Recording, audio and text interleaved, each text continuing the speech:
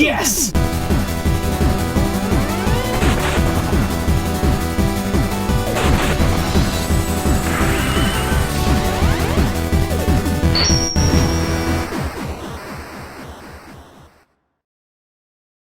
Hey everyone, and welcome to a very special episode of The Completionist. The Legend of Zelda Triforce Heroes is out today, and I got my full version of the game early. Yet I wasn't the only one this time around. I've had the pleasure to go on this awesome journey with two of my best friends in the YouTube space.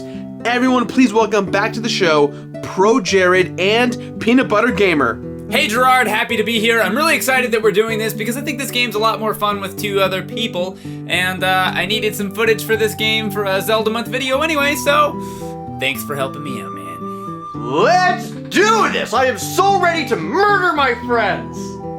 Maybe I shouldn't have gotten Jared on the... Murdering my friends. Friendship. It's glorious, isn't it? Okay, I think I'm starting to regret this overall.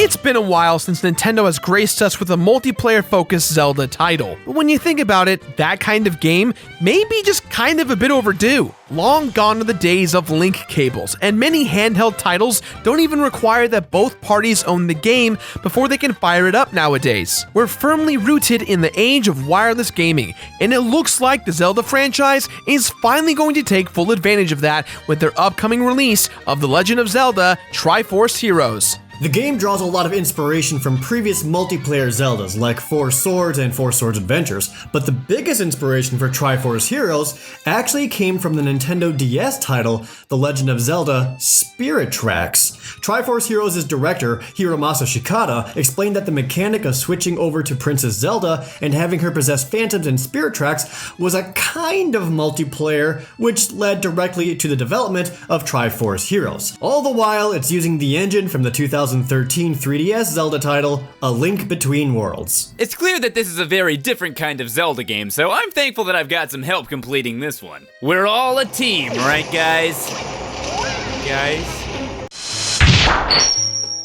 Just as a reminder, with our preview reviews, there are things in this game that I may or may not get. Mostly because I really don't know if it exists in the game yet. I'm perceiving what could be done as 100% upon first playthroughs and second playthroughs. And I already have an example of something I can't show off yet. For instance, the Miiverse posts. There are some elements of this game that will require Miiverse posts, but the Miiverse launched today after this video was created. So this is your general disclaimer about this. Thank you for understanding. Triforce Heroes takes place in the Kingdom of Hytopia, a land where every single denizen is obsessed with one thing: fashion. That's right, this ain't Hyrule. In Hytopia, it's form over function. Everyone, from the simplest of townsfolk to King Tuft and Princess Styla themselves, are concerned with looking their best. It's kind of like how Tyra Banks must see the world.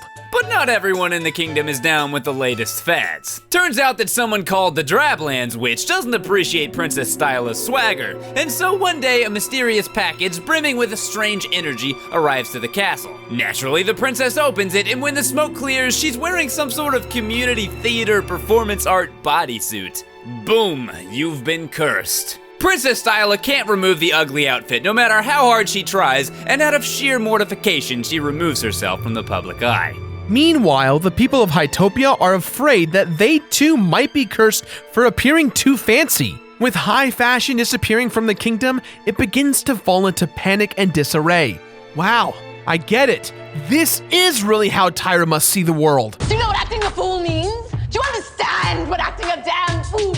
Since only true heroes can travel to the Drablands, King Tuft sends out the word for anyone who can help his precious princess regain her bygone beauty. Thankfully, Link, or Hytopia's version of Link, happens to come across the bulletin board with King Tuft's message. And so Link, along with two other Links, head into the Drablands to defeat the evil witch, break her curse on Princess Styla, and return Hytopia to its former fabulous glory. But not before he stops by the costume shop to change into an outfit more befitting of a hero. In this game, fashion will be what saves us all.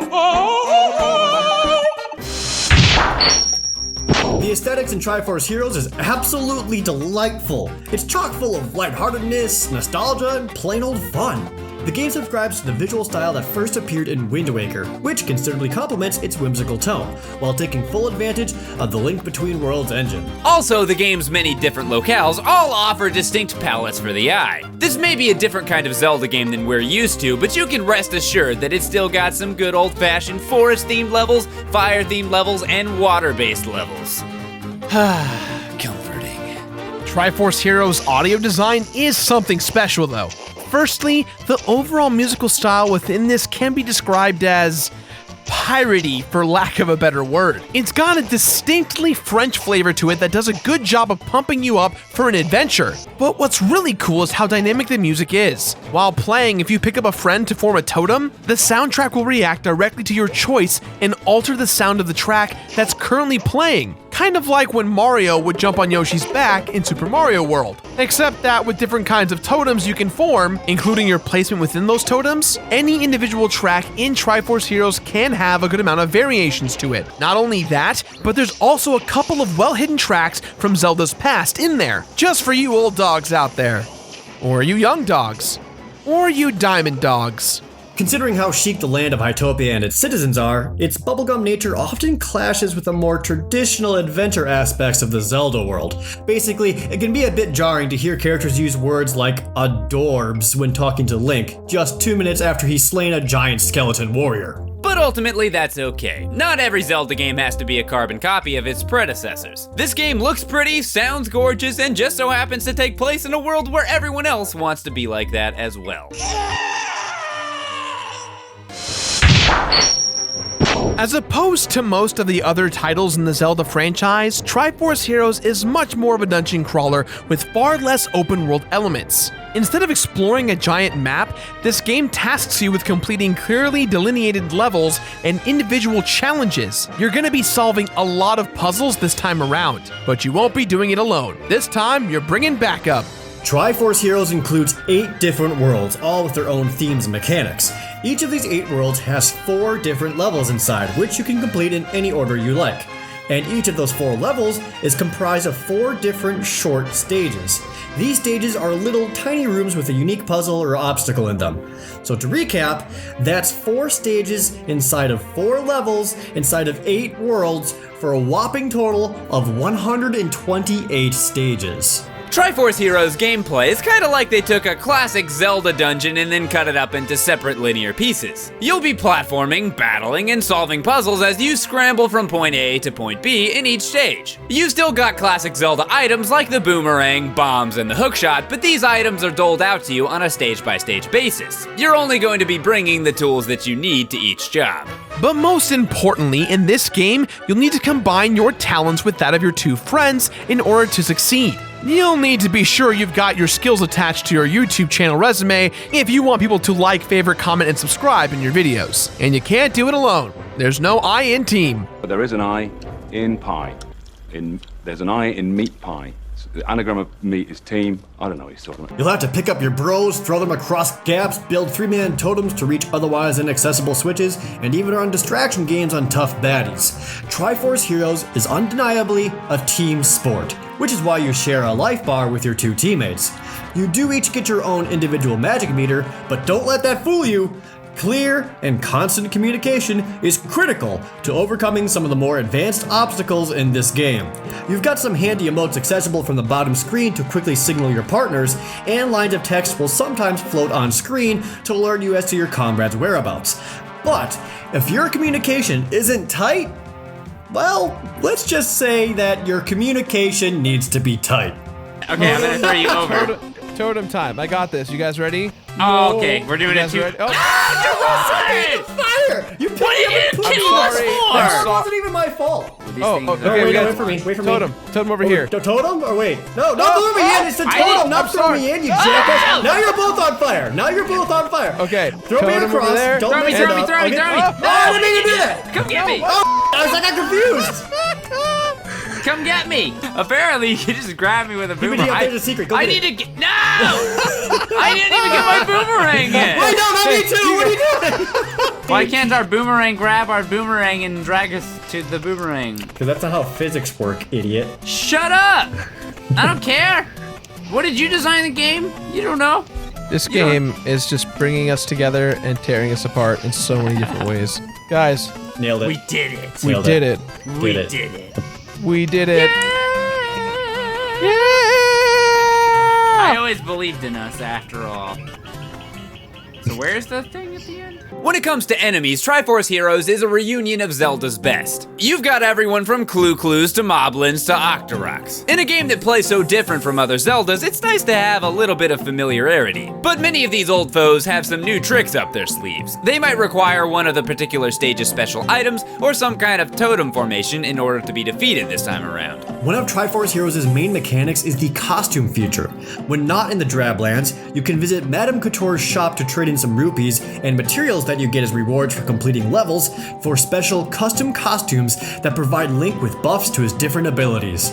There's tons of different kinds of outfits to unlock. One costume makes you move faster, while another gives you more hearts, while yet another makes you immune to fire. With you and each of your teammates being able to choose your own costumes before every level, there's a lot of customization to be had within Triforce Heroes. And if cooperation isn't your thing, the game has a cool little PvP mode called the Colosseum, where you can compete against other players for a chance at some really cool rare materials. Now this game is definitely meant to be played with two friends, but if you prefer a single player experience, this game has got you covered. Entering the Drablands while in single player mode will actually put you in control of Link as well as two soulless, lifeless dolls known as Doppels. In order to control one of these Doppels, Link has to literally transfer his soul into one of these creepy husks. You can only control one Link at a time, so single player mode is a bit of a challenge with having to juggle the responsibility of 3 players. The single player mode is still a ton of fun, but make no mistake, it can be balls hard in the later levels. It's damn tough having to worry about and think ahead for all 3 characters on screen.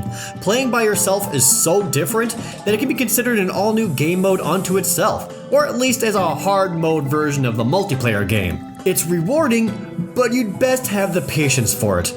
And a strong soul. Good God, just look at their eyes. You can almost feel the abyss staring back at you.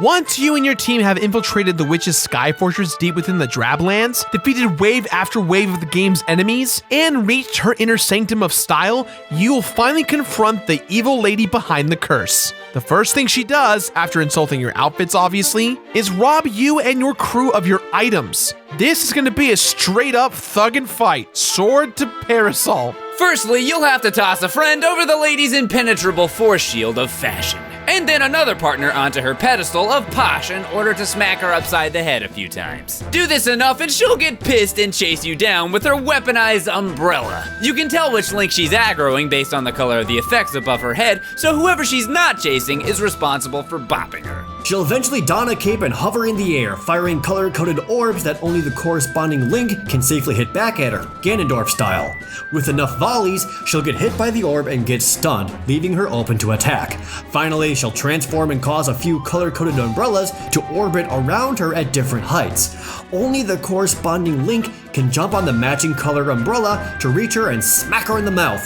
So making sure you're totemed up in the correct order with your team is the only way to win. It can be kind of difficult to time well since she keeps changing up which color umbrellas float around her. If you beat her up hard enough, she'll finally admit defeat and run off, leaving you with the final piece of her outfit and the power to break the curse placed on Princess Styla. After having Madame Couture recreate the ladies' ensemble, you use her powers and her nice dress to return the princess to her former self.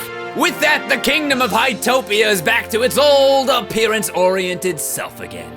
Wait a minute. Now that I think about it, that's kind of a messed up message for a game. All that matters is what you wear. But hey, Link is working it in that cheerleader's outfit, so I changed my mind. I think I'm sold.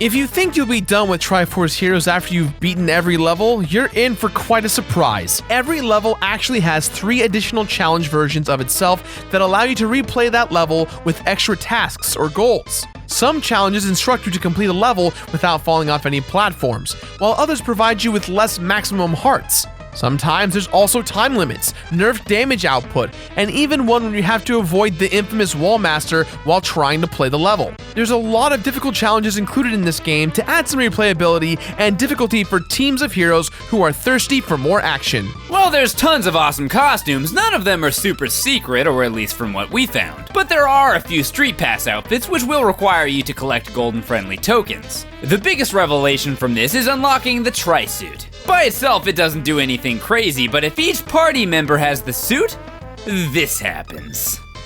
Wow, so cool! I think what Austin was trying to say is that the Triforce suit combines 2 suits into one. The Lucky suit, which at random lets you take damage without consequences, and the Energy suit, which doubles your energy. These outfits work great for those tough energy-consuming challenges. Triforce Heroes also has a few treats in store for those who beat its many challenges. But first, simply beating the main campaign and using the Ladies Ensemble outfit to break the Princess's curse will unlock the kind of cursed tights. This suit is the very same suit that Princess Styla was cursed with. It's kind of funny to think that the king was like, thanks for removing this gross thing that my daughter's been wearing for days and days, but it's probably good enough for you.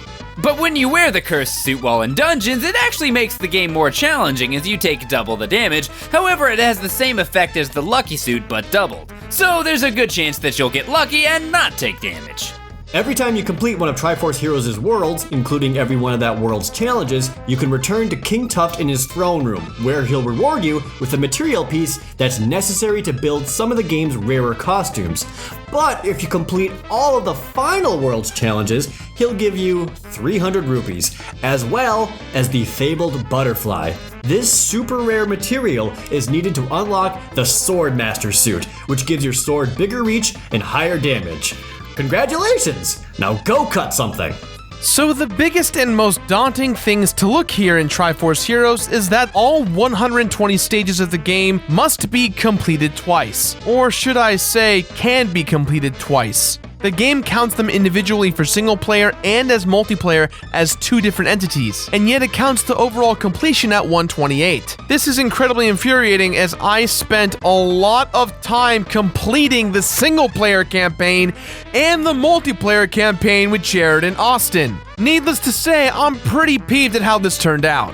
Nothing? Nothing at all? A new costume? Maybe an Easter egg? Hell, I'll take the 300 rupees again. Just something to make it feel warranted for all the hard work and time that I just put in, that we just put in.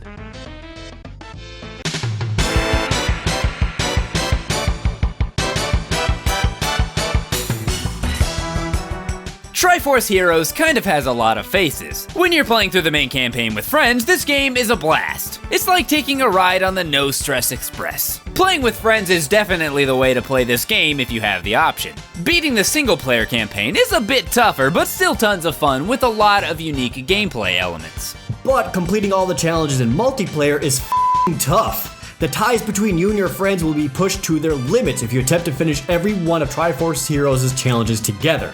Don't get me wrong though, it's still fun, but that kind of task should be tackled at a relaxed pace. Maybe 1 or 2 challenges a day. As for completing all the single player challenges, it's just hell. It's pure hell on earth. Kudos to you if you manage to complete all the challenges with those soulless doppels, because I'm pretty sure by the time you're done, you'll be soulless yourself. Oh my god, that's it. It just hit me. The doppels that you use in single player mode have no souls. They must be heroes who've already beaten every challenge with doppels, lost their souls as a result, and are now the new doppels for the next hapless hero. The deepest lore. Deepest lore! Triforce Heroes is a ton of fun with friends. Let me say that one more time. A ton of fun with friends. Playing it alone, however, kind of makes this game, in my opinion, a little bit overbearing and tedious. Trust me on this one, you guys. Find some good friends and get down with it. Single player, not so much. I agree. Doing all 128 challenges 2 times, once for the single player and once for the multiplayer, is way too much work, even for the 3 of us. But at its core, it's a great Zelda title that pays tribute to the multiplayer styles of previous Zelda games. So, with that in mind, guys, we give this game our completionist rating of Finish It. Finish it! Are you guys still here? Hey, thanks for watching. And if you like my serious skills with me and my YouTube buddies, click that subscribe button right there. Speaking of buddies, check out these awesome videos by my friends. ProJared did an awesome video on Chrono Trigger, and PeanutButterGamer always does these Zelda-themed months every November. Go check him out. Now back to me with no beard. I know I look weird, leave me alone. That's all the time we've got for today, guys, so please, as always, let us know what you thought about today's episode somewhere on the internet. This episode was a very hard episode for us here at TOVG. A lot of late night hours. I just completed the game maybe 45 minutes ago, a couple hours before this video went live. A big thank you to Mark, Fraser, Santel, and Brett for putting in an incredible amount of time with me into this, as well as a big shout out to PVG and ProJared for being so down with everything involving this episode. It was a pretty big production overall. And of course, a thank you to Nintendo for giving us the games early and letting us do what we do. So now, if you excuse me, let's take a look at some more footage of me, Austin, and Jared attempting to be a team in Triforce Heroes. It's pretty bad. I guess. Hey, check this out. This is something I found out yesterday. Alright. Oh. Well, this is my life now. You stuck on the ground? You can, like, if you're fighting a boss, you can, like, throw the boomerang out and then hold Y, and they're stuck there indefinitely. This is your life now.